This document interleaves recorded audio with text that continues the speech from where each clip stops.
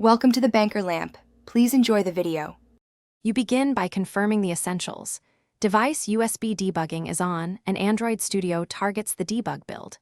Connect your device or start an emulator, then select the app module and switch to the debug variant so you get symbols and logs. Once done, clean and rebuild quickly to avoid stale code.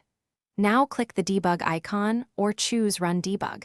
Android Studio will install the APK and attach the debugger. This step establishes a live link, so you can inspect runtime behavior and logs immediately.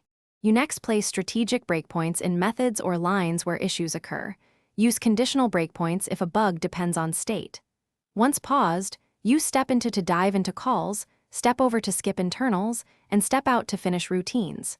Make sure to use evaluate expression and watches to inspect complex objects, and check thread states to find deadlocks or race conditions.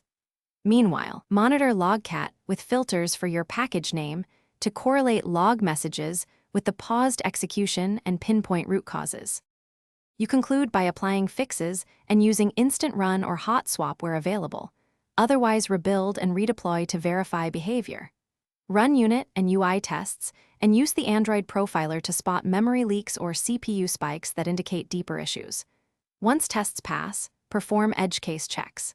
If the debugger fails to attach or behaves oddly, restart ADB, invalidate caches, and restart Android Studio. Then reconnect the device and rerun. This common troubleshooting step resolves most connectivity and state problems quickly. Thanks for watching. If this was helpful, leave a like and consider subscribing. See you next time.